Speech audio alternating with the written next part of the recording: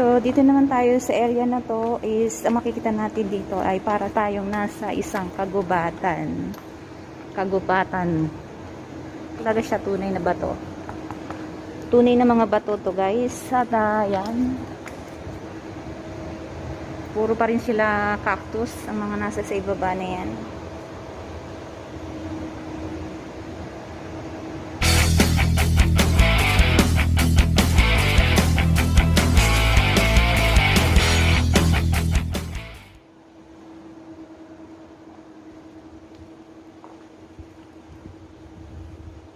Aloy Chinese Sishao Baker pala ito. Itong maliliit na to na nilalagay natin sa ating mga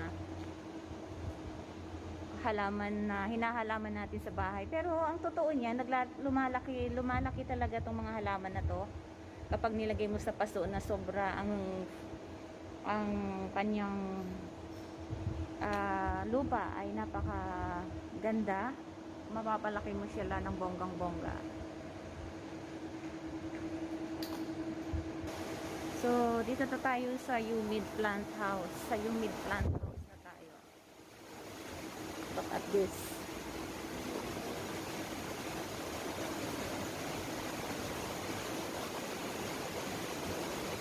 Humid na siya.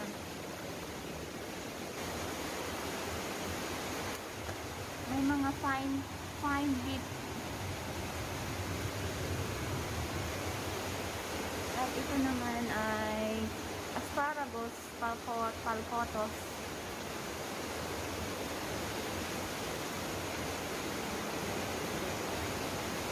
Or else ito, oregano siguro. Sabihin guys, para siyang oregano, no? At ang uri ng bulaklak nito ay Monstera obligua. At yan naman ay Blanco, Arenga tremola blanco.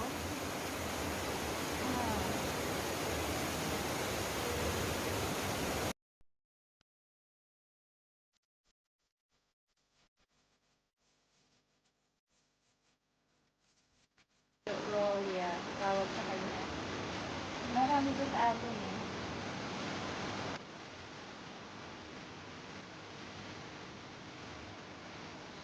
Wala tayo guys sa kabundukan. Tayo sa loob ng Conservatory, Hong Kong. Park. Kita natin.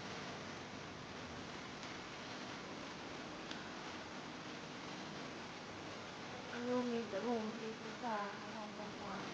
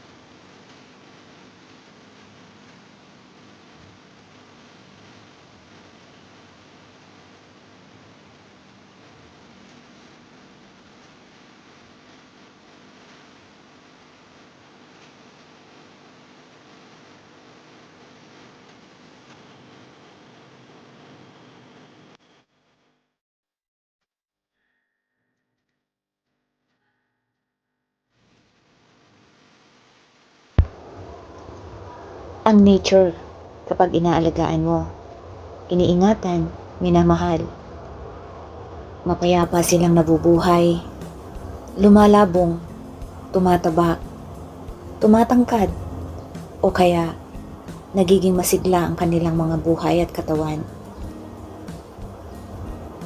Sa bawat pag-iisa natin, sa ating paglalakbay, Lagi nating naiisip ang ating mga buhay, ang ating pag-ibig, ang ating minamahal, na sana walang magbago. Pero minsan, may namamatay din sa mga halaman kapag ito hindi naalagaan, hindi nadidiligan, hindi naaayos, nawawala ng saysay. Dito sa humid room ng conservatory, ramdam na ramdam ko yung nature, yung kagandahan na para ka lang nasa isang paraiso. Maaari mong damdamin, maaari kang magmuni-muni sa iyong nararamdaman. Maaari mong iiyak, yung walang nakakakita sa'yo. Ang nature, sinasamahan ka talaga niyan kapag malungkot ka. Dahil napapansin mo yung ganda nila kapag nag-iisa ka.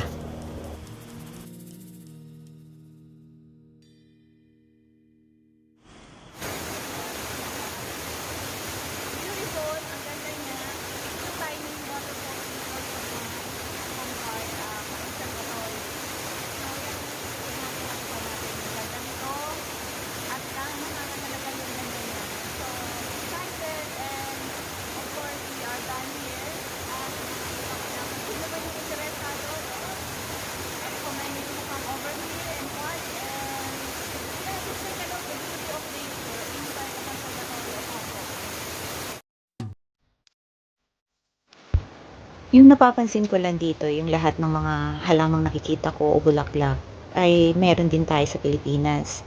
May napansin pa nga ako ditong kokwa, yung kakao. At ito yung mga bulaklak na ito na wild sa atin, na nakikita lang natin sa kabundukan kapag ang isa sa ating mga kasamaan sa back ay nagpapakita rin ng mga bulaklak na tulad noon. At syempre ito, hindi natin maiiwasan. Pero alam ko talaga na meron din ako niyan sa garden. At yung mga different talagang mga damo na sa atin is hindi natin pinapansin.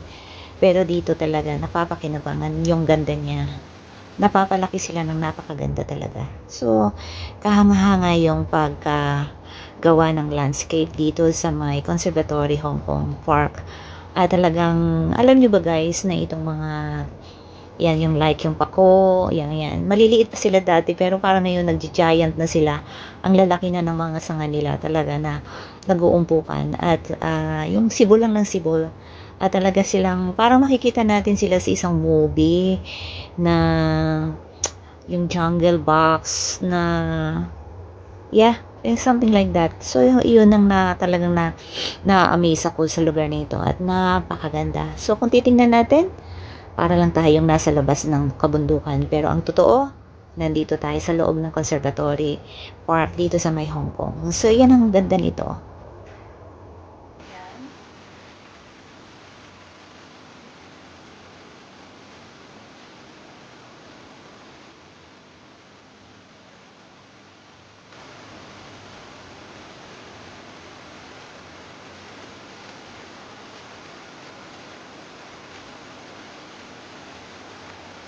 Naglalaki ang mga pako.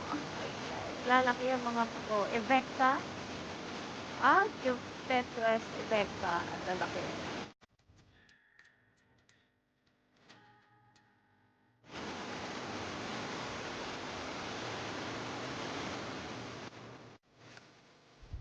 So, ito yung kabuuan ng Hong Kong Park. At syempre, nandito tayo sa Conservatory Hong Kong Park sa humid room ng mga nagagandahang mga halaman at nagtataas ang mga puno like pako at different kind. At syempre, yung tiny waterfalls na nagbibigay buhay sa area na ito dahil simulat sa pool pa lang nakita natin na may waterfalls talaga.